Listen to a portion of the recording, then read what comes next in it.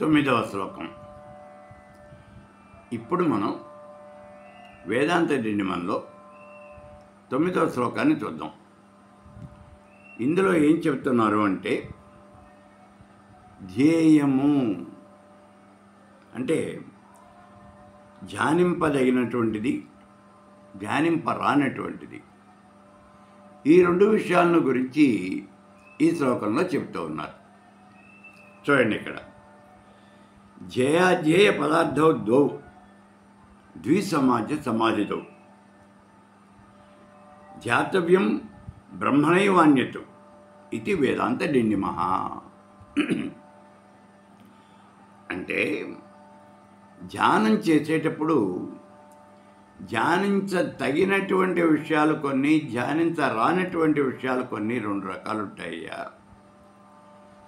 ధ్యానించదగినటువంటి విషయాలు, ధ్యానించరానటువంటి విషయాలు, అంటే ధ్యానించకూడనటువంటి విషయాలు, ఇవి రెండు ఉంటాయి. మొట్టమొదటిది అంటే ధ్యానించదగినటువంటి విషయం నిన్ను సమాధి స్థితికి తీసుకెళ్తుంది. మరి ధ్యానించరానటువంటి విషయం ఏమవుతుందండి? చిత్త విక్షేపణ కలిగిస్తుంది, అంటే మనసులో అలజడి అనేది కలిగిస్తుంది, నీకు అశాంతిని కలిగిస్తుంది. కాబట్టి ధ్యానించదగినటువంటి వస్తువుని మాత్రమే మనం ఎన్నుకోవాలి. ఈ విషయాన్ని చెప్తూ ఉన్నారు భగవత్పాదుల వారు ఈ 9వ శ్లోకంలో. ఇప్పుడు దీంట్లో చూడండి, అసలు ధ్యానము అంటే ఏమిటి? ఏదైనా ఒక వస్తువు మీద ఏకాగ్రత నిలిపి, అంటే చిత్తాన్ని నిలిపి ఆ వస్తువును మనం ధ్యానం చేయటం, ఆ వస్తువును మనం పదే పదే స్మరిస్తూ ఉండటం, అదే ధ్యానము అంటారు. ఏదైనా సరే ఒక వస్తువు మీద ఏకాగ్రత అనేది నిలపాలి. అలా నిలిపి దాన్ని మనం స్మరిస్తూ ఉండాలి. ఇది మనం చేయవలసినటువంటి పని. ధ్యానం చేయటానికి ముందు ధారణ అనేది కావాలి. ధారణ, ధ్యానము, సమాధి, ఈ మూడు కూడా యోగశాస్త్రంలో చాలా ముఖ్యమైనటువంటివి. అష్టాంగ యోగము అన్నాం కదా, యోగం మొత్తం 8 అంగములతో కూడి ఉంటుంది. మొట్టమొదటి 5 విషయాలు కూడా ఒక ఎత్తు అయితే, ధారణ, ధ్యానము, సమాధి, ఈ మూడు కూడా ఒక ఎత్తు. ఇది రెండో భాగం. అందుకని వీటిని గురించే మనం చాలా జాగ్రత్తగా మాట్లాడాలి. ఇక్కడ మొట్టమొదటిగా ధారణ, తర్వాత ధ్యానం, తర్వాత సమాధి. ముందు ధారణ. ధారణ అంటే ఏమిటి? ఈ శరీరానికి బయట కానీ లోపల కానీ ఏదైనా సరే ఒక వస్తువు మీద, ఏదైనా సరే దేని మీదైనా సరే ఒక వస్తువు మీద నీ యొక్క మనస్సుని, చిత్తాన్ని నిలపటాన్నే ధారణ అని అంటారు. ఇది విషయం. ఏదైనా ఒక వస్తువు మీద నీ యొక్క చిత్తాన్ని నిలపటాన్నే ధారణ అని అంటారు. ఈ వస్తువు ఎక్కడ ఉంటుంది? శరీరం బయట ఉండొచ్చు, శరీరం లోపల ఉండొచ్చు. ఇది విషయం. అయితే ఈ ధారణ అనేటటువంటి విషయాన్నే శంకర భగవత్పాదుల వారు అపరోక్షానుభూతి అనేటటువంటి ఒక చిన్న పుస్తకంలో 122వ శ్లోకంలో రాస్తూ ఉన్నారు. మనస్సు వెళ్ళిన చోటల్లా కూడా బ్రహ్మసాక్షాత్కారం పొందుతూ మనస్సును స్థిరంగా ఉంచుకోవటాన్ని ధారణ అని అంటారు అని చెప్తున్నారు. చాలా జాగ్రత్తగా చూడండి. మనస్సు వెళ్ళిన చోటల్లా, మనస్సు ఎక్కడికైతే వెళుతుందో అక్కడల్లా బ్రహ్మసాక్షాత్కారం పొందాలి. అలా పొందుతూ మనస్సును స్థిరంగా ఉంచుకోవాలి అన్నారు. అంటే మనస్సు వెళ్ళిన చోటల్లా, మనస్సు అనేది చంచలమైనటువంటిది. ఒకసారి ఇక్కడ ఉంటుంది, మనుక్షణంలో ఇంకో చోట ఉంటుంది. అందుకే వేగాల్లో అత్యంత వేగమైనటువంటిది ఏమిటి అంటే మనోవేగము అని చెప్తూ ఉంటాం మనం. కాబట్టి మనస్సు అనేది అతివేగంగా ప్రయాణం చేస్తూ ఉంటుంది. ఈ క్షణంలో ఇక్కడ ఉంది, మరుక్షణంలో అమెరికాలో ఉంటుంది, అమెరికాలో ఉన్నటువంటి నీ పిల్లల దగ్గర ఉంటుంది, ఇంకో క్షణంలోకి వచ్చి ఆస్ట్రేలియాలో ఉన్నటువంటి నీ కొడుకు దగ్గర ఉంటుంది.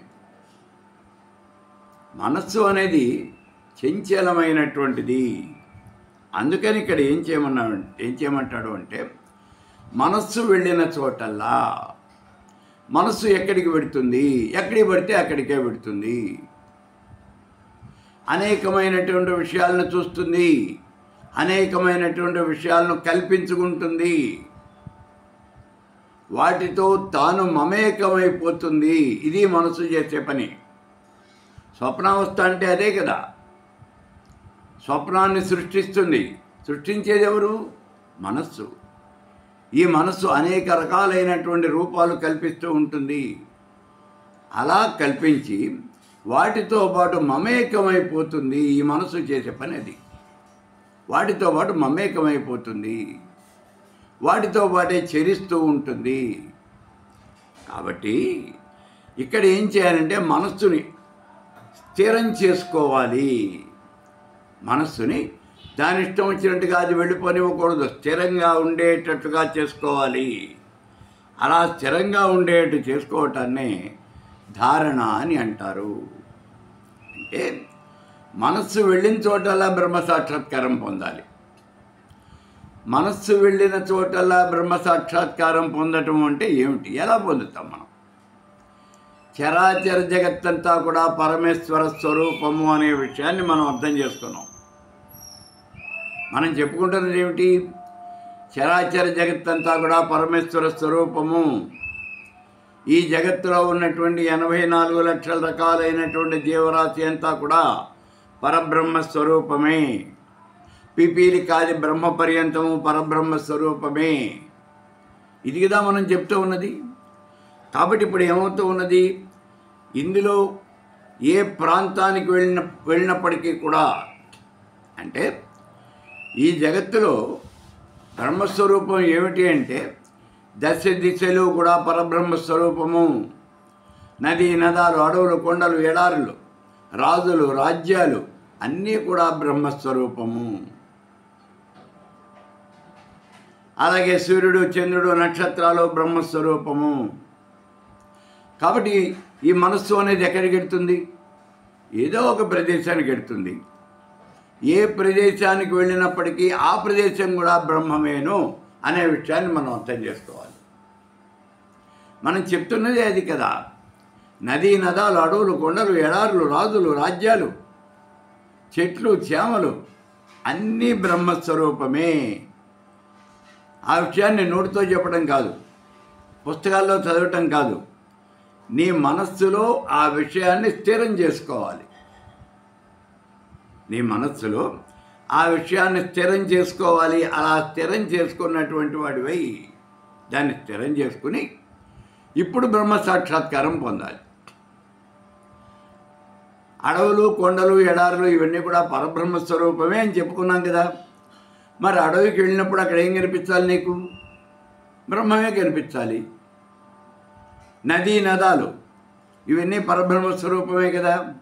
మరి ఒక నదీ తీరానికి వెళితే నీకేం కనిపించాలి? పరబ్రహ్మ స్వరూపమే. అలా ఈ జగత్తులో ఎవరిని చూసినప్పటికీ పిపీలి కాదు బ్రహ్మ పర్యంతము అంతా కూడా బ్రహ్మస్వరూపమే. కాబట్టి ఒక చీమను చూసినా, ఒక దోమను చూసినా, నీచాతి నీచమైనటువంటి ఒక పేడ పురుగును చూసినా, ఇంకా నీచమైనటువంటి జన్మ ఎత్తిన క్రిమి కీటకాలని చూసినప్పటికీ, ఒక ఏనుగును చూసినా, ఒక సింహాన్ని చూసినా, ఒక పులిని చూసినా, దేన్ని చూసినప్పటికీ కూడా అంతా పరబ్రహ్మస్వరూపమే అనే విషయం మనం చెప్పుకుంటూ ఉన్నాం. మనం నోటితో చెప్పుకోవడం కాదు, మనస వాచ కర్మణ నువ్వు దాన్ని అనుభవించాలి. అంటే అది పరబ్రహ్మ స్వరూపమేను అనే భావన నువ్వు పొందాలి. ఆ అనుభూతి నీకు రావాలి. అది ధారణ అంటే. ధారణ అంటే అది. నేను జపానికి కూర్చున్నానండి, బాగుంది. ఏం చేస్తున్నావు నువ్వు జపానికి కూర్చుని? నేను జపం చేస్తున్నానండి, బాగుంది. జపం చేయటం అంటే ఏమిటి? నోటితో మంత్రాన్ని ఉచ్చరించటమా? ఏమిటి జపం చేయటం అంటే? రామ రామ రామ రామ అంటూ కూర్చోటమా? అది కాదు కదా. నువ్వు జపం చేయటము అంటే ఎవరిని గురించి అయితే నువ్వు జపం చేస్తూ ఉన్నావో ఆ రూపము అనేది నీ కళ్ళ ఎదురుగా సాక్షాత్కరించాలి. నువ్వు ఎప్పుడైతే జపానికి కూర్చున్నావో అప్పుడు మొట్టమొదటిగా భగవంతుడిని ప్రార్థన చేస్తావు. శ్రీకృష్ణ యదుభూషణ నర్సక శృంగార రత్నాకర లోకద్రోహి నరేంద్ర వంశదహన లోకేశ్వర దేవతానీక బ్రాహ్మణ గోగణాత్యహరణాన్ని అని ఆ శ్రీకృష్ణ పరమాత్మని ధ్యానం చేస్తున్నావు. నువ్వు ఎప్పుడైతే ధ్యానం చేశావో కస్తూరి తిలకం లలాట ఫలకే వక్షస్థలే కౌస్తుభం నీ ఎదురుకుండా సాక్షాత్కరించాలి. అప్పుడు నువ్వు ఆయన్ని ఆ మంత్రాన్ని జపం చేయాలి. లేకపోతే నువ్వు ఎంత మంత్రం జపం చేసినా ఒకటే. ఏమండి నేను మంత్రం చెప్పుకున్నాను, ఇప్పటి 10 కోట్లు జపం చేశాను, నాకేం మంత్రసిద్ధి కలగలేదు, 25 సంవత్సరాల నుంచి అదే మంత్రాన్ని నేను జపం చేస్తూ ఉన్నాను, నాకు మంత్రసిద్ధి కలగలేదు, నన్ను ఏం చేయమంటారు? కలగదు. ఎందుకు కలుగుతుంది?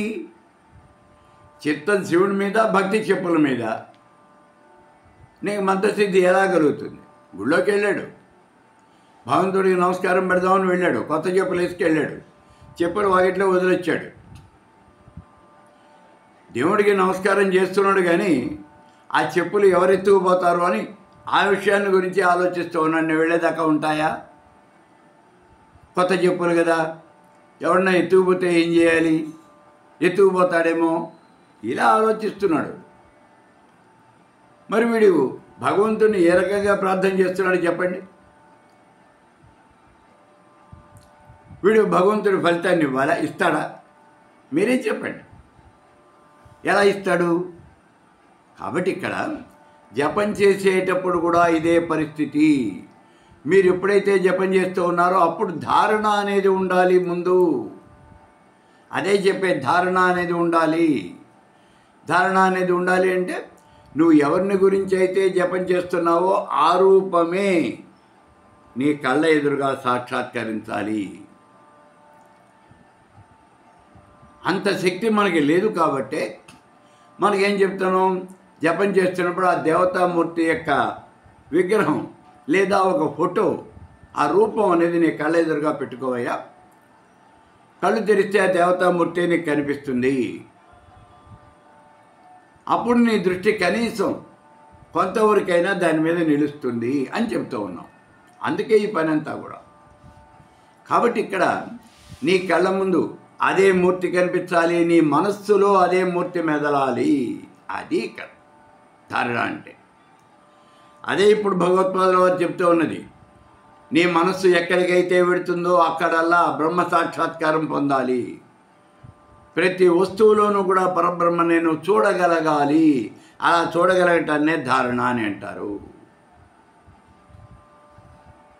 శ్రీరామచంద్రుడికి అగస్త్యుడు వచ్చి ఆదిత్య హృదయం ఉపదేశం చేశాడు అని చెప్పుకున్నాం.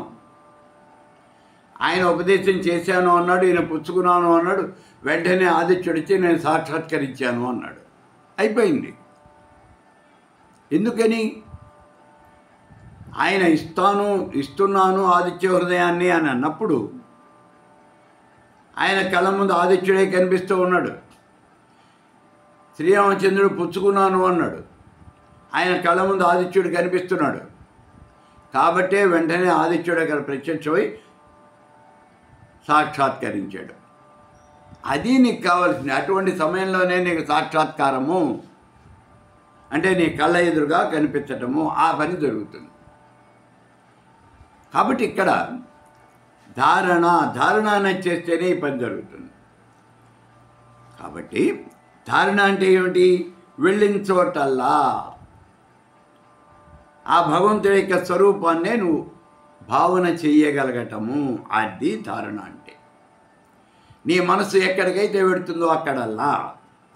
దీనికే సామాన్యంగా మనం చేసే పని ఏమిటి అంటే, జపం చేయడానికి కూర్చున్నప్పుడు ఒక దేవతా విగ్రహాన్ని ఇందాక చెప్పుకున్నాం, ఒక ఫోటోనో ఎదురకుండా పెట్టుకుంటాం. ఇవన్నీ లేనటువంటి వాళ్ళు మేము ఆధునికులం అండి, సైన్స్ ప్రకారం చేస్తాము. వాళ్ళు కూడా చేసే పని ఏమిటి అంటే, గదిలో దీపాలన్నీ ఆర్పేస్తారు. ఆ గదిలో నువ్వు కూర్చో, తలుపులు వేసుకో, ఒక చిన్న దీపం మాత్రం వెలిగించు, గోడ మీద ఒక చిన్న చుక్కని ఏర్పాటు చేయి. నీ దృష్టి అంతా కూడా చుక్క మీదే ఉండాలి.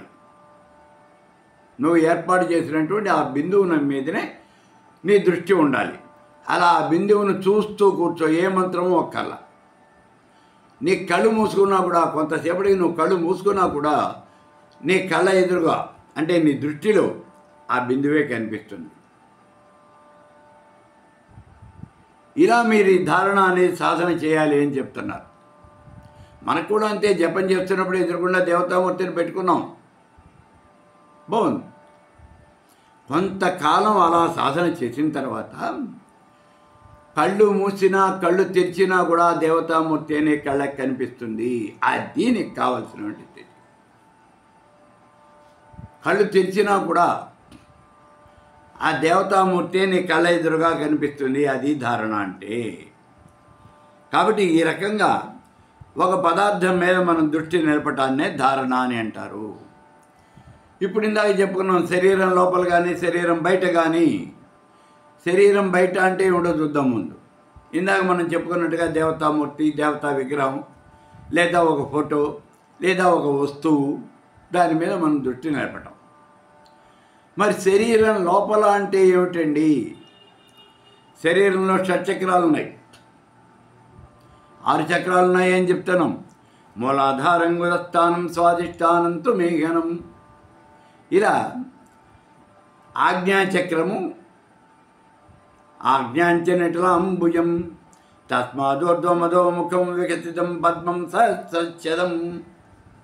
ఆజ్ఞాచక్రానికి పైన సహస్రదళ పద్మము ఇలా ఉన్నది అని చెప్తూ ఉన్నాం. ఈ షట్చక్రాల్లోనూ ఏ చక్రం మీదనైనా సరే నువ్వు దృష్టిని నిలపవచ్చు.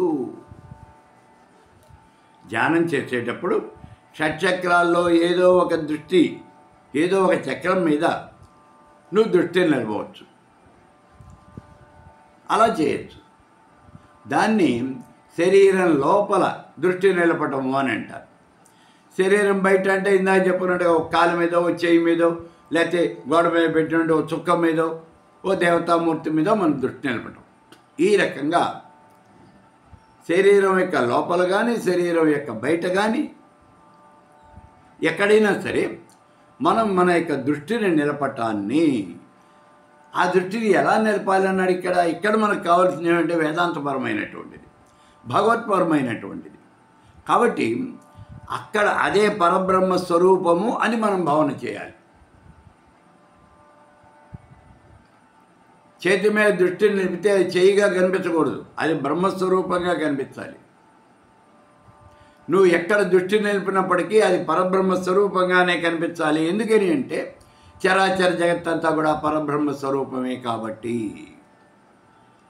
అలా నీకు కనిపించినట్లయితే, అలా నువ్వు భావన చేయగలిగినట్లయితే దాన్ని ధారణ అని అంటారు.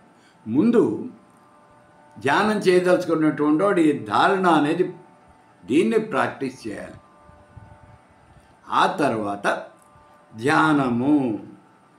ధ్యానము అంటే ఏమిటి? ఏ ప్రదేశంలో అయితే మనం చిత్తాన్ని లగ్నం చేసావో దాని ఎందే దృష్టిని అలాగే అట్టిపెట్టటము. ఎలా అట్టిపెట్టాలి? ధారావాహిక రూపంలో అలా కంటిన్యూగా వచ్చేస్తూ ఉండాలి. పూర్తిగా నీ దృష్టి అంతా దాని మీదే ఉండాలి. ఇప్పుడు ఒక దేవతామూర్తి మీద నీ దృష్టిని నిలిపావు, బాగుంది. 1 నిమిషం ఉంది, తర్వాత పక్కకి వెళ్ళిపోయింది. అట్లా వెళ్ళకూడదు. ధారావాహికలాగా, ధారావాహిక అంటే సీరియల్గా అలా నడుస్తూ ఉండాలి. మన టీవీలో వస్తూ ఉంటాయి చూడండి, 450 ఎపిసోడ్లు, 700 ఎపిసోడ్లు ఒకే సీరియల్. అలా ఎంతకాలమైనా సరే నువ్వు ఆ ధ్యేయమైనటువంటి వస్తువు ఏదైతే ఉన్నదో దాని మీదనే నువ్వు మనస్సును లగ్నం చేయాలి. అది ధ్యానం చేయటం అంటే. అలా చేసి అలాగే కూర్చోవాలి. నువ్వు మంత్రాన్ని జపం చేస్తావా లేదా తర్వాత, ముందు నువ్వు అలాగే కూర్చోవాలి. అలా కూర్చున్న తర్వాత ఇప్పుడు మనం ఇక్కడ చేయవలసిన విషయం ఏంటంటే చాలా గొప్పది ఉంది. ఏమిటది? అహం బ్రహ్మాస్మి, నేనే పరబ్రహ్మ స్వరూపాన్ని, నేనే పరబ్రహ్మ స్వరూపాన్ని అనేటటువంటి భావనతో పరమానందాన్ని పొందుతూ ఉండాలి. అటువంటి నిరాలంబ స్థితి ఏదైతే ఉన్నదో అది ఇక్కడ ధ్యానము అంటే. ధారణ తర్వాత ధ్యానానికి వచ్చాం. ఈ ధ్యానంలో ఏదైనా ఒక వస్తువు మీద మనం దృష్టిని నిలిపి ఆ వస్తువునే అలాగే చూస్తూ కనుక ఉన్నట్లయితే ఎంతకాలము అంటే ఇందాక చెప్పుకున్నాం ధారావాహికలాగా ఎంతసేపు అయినా సరే అలాగే చూస్తూ ఉండగలగటము. పూర్వకాలంలో ఋషీశ్వరులు మునీశ్వరులు అంతా కూడా ధ్యానం చేశారు, తపస్సు చేశారు అన్నారు. తపస్సు చేసి ఎన్నాళ్ళు చేశారు? హిరణ్యకశ్యపుడు 12,000 దివ్య సంవత్సరాలు చేశాడు. 12,000 దివ్య సంవత్సరాలు తపస్సు చేశాట. మరి ఇంతకాలము ఆయన కళ్ళ ముందు ఏమున్నది? నమో బ్రహ్మదేవాయ. ఆ బ్రహ్మదేవుడే ఆయనే కనిపిస్తూ ఉన్నాడు. మిగిలినటువంటి జగత్తు ఏమీ కూడా తెలియదు. అలాగా అది ఇక్కడ ధారావాహిక అంటే. అలా దాని మీదనే మనం దృష్టి నిలిపి మనం ఆ పరబ్రహ్మ తత్వాన్ని, అహం బ్రహ్మాస్మి, నేనే పరబ్రహ్మ స్వరూపాన్ని అని భావన చేస్తూ అలా ఉండేటటువంటి నిరాలంబ స్థితి, దేని మీద కూడా ఆధారపడకుండా ఉండేటటువంటి స్థితి ఏదైతే ఉన్నదో దాన్నే నిరాలంబ స్థితి అని అంటారు. ఆలంబనము అనేది ఏది లేకుండా ఉండేటటువంటి స్థితి, దాన్నే నిరాలంబ స్థితి అని అంటారు. అటువంటి స్థితినే ధ్యానము అని అంటారు. ఈ ధ్యానంలో 2 విశేషమైనటువంటి లక్షణాలు ఉన్నాయి. ఒకటి ఏమిటి అంటే అహం బ్రహ్మాస్మి, నేనే బ్రహ్మని అనేటటువంటి భావన ఒకటి ఉండాలి. రెండోది నిరాలంబ స్థితి, ఇది ఒకటి ఉండాలి. ఆలంబనం లేనటువంటి స్థితి, దేని మీద ఆధారపడకుండా ఉండేటటువంటి స్థితి. ఈ 2 స్థితులు ఉండాలి. ఇటువంటి స్థితినే మనం ధ్యానము అని అంటాం.